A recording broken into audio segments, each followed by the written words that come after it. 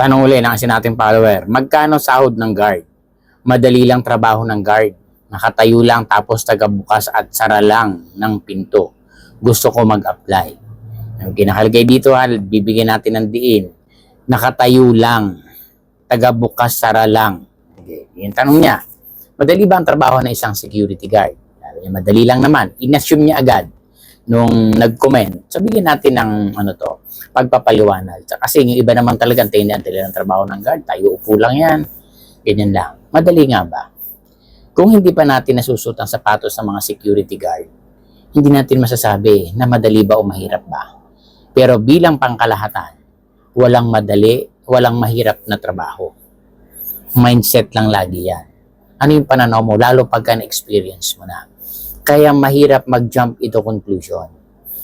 Tandaan po, lalo sa security industry, tandaan niyo po, sinasabi ko, hindi dahil na nandito ako, para at least aware yung mga iba na follower natin na nakakapanood na hindi pa nag-guard, at yung mga gustong mag-guard, kailangan meron kayong mga advanced study, kumbaga, parang meron kang feasibility study.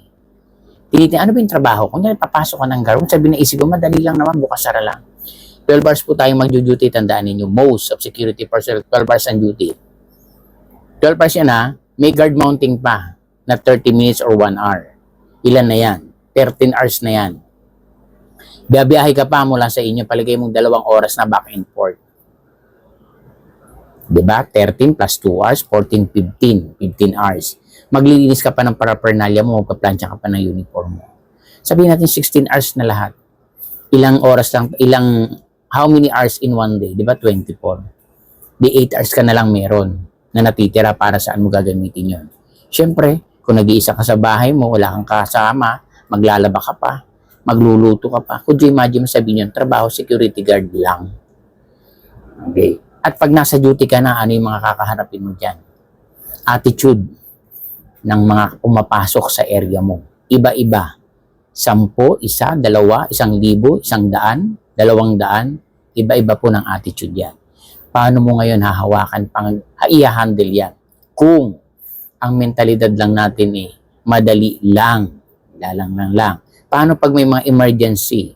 Marunong ka ba sa emergency respond na kung paano yung mag-CPR? Paano ka mag-handle ng patient? Ano ba yung ano niyan? Kaya mo ba na palaging may seminar? Diba? Pagka mga fire drill, kaya ba natin? You have to allocate and to assist those circumstances pag pumasok kay security industry. Imagine nyo, diba?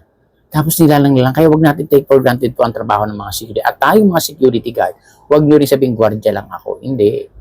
Security guard ako. Hindi ganun kadali ang trabaho ng security personnel. Kaya si sir, kung gusto niya, itry mo sir, tumayo ka muna ng 12 hours dyan. Kung magpahinga ka din, araw-araw, gawin mo 1 linggo. Diba?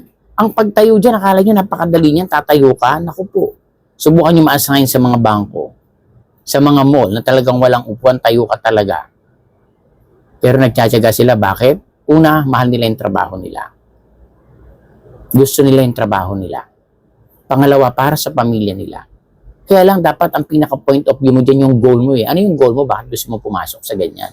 Hindi mo titignan madali lang pa ang trabaho niya, hindi yun Anong circumstances, ano yung mga consequences ang kakaharapin mo dyan pagka hindi nangyayari, di ba? Pagka hindi talaga bihasa or hindi malawak yung kanyang pananaw, yung kanyang pangunawa, yung tinatawag na maximum tolerance, anong nangyayari sa security? Ang daming balita, nakikita nyo, di ba? Hindi siya aware ano yung trabaho niya, anong ginagawa. Kita mo, nalalapitan, ano nangyayari. See? Kaya nga, hindi lang sabihin na ganyan ang trabaho mo. Yung safety and security, una ng sarili mo. Kasi kung yung ikaw ganyan ang pananaw mo, nagwardya lang, huwag ka nang mag-guard back kung anong mangyari sa'yo, nadaming po yung company kung saan naka-assign. Imbis na makatulong ka, sila pa ang tumulong sa'yo. Nakadamay ka pa. Imagine nyo yan, di ba? Kaya wag natin baliwalain.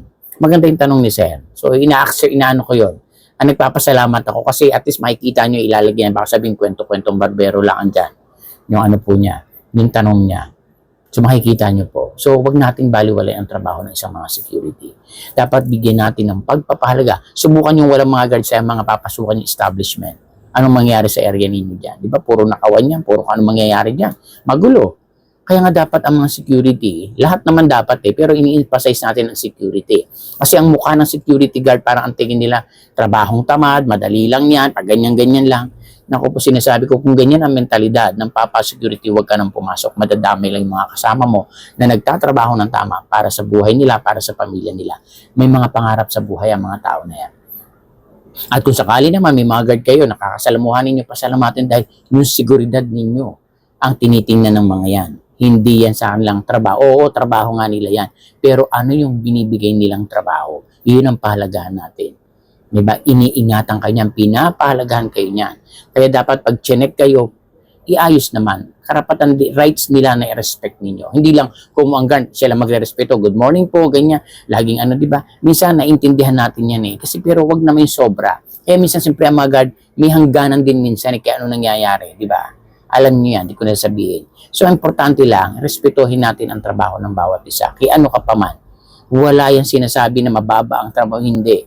Kasi kung wala yung mga iba na yan, ano kaya tayo ngayon? Like basurero. Kung wala mga basurero, dinamaho tayo, nagkasakit lahat tayo. Dapat respetuhin natin yan, saluduhan natin sila. Dahil naglilinis sila ng mga kalat natin. Imagine nyo, di ba? Lahat dapat. Kumbaga, lahat ng trabaho na makikita natin, sobrang halaga yan sa lipunan. Kaya dapat pinapahalagahan, nire-respeto. Yun lang yung pinaka-point of view doon. Walang madaling trabaho, walang mahirap. Depende sa iyo paano mo dalhin ang trabaho mo, paano mo pahalagahan, paano ka magpasalamat sa binibigay sa iyo ng biyaya ng Diyos araw-araw.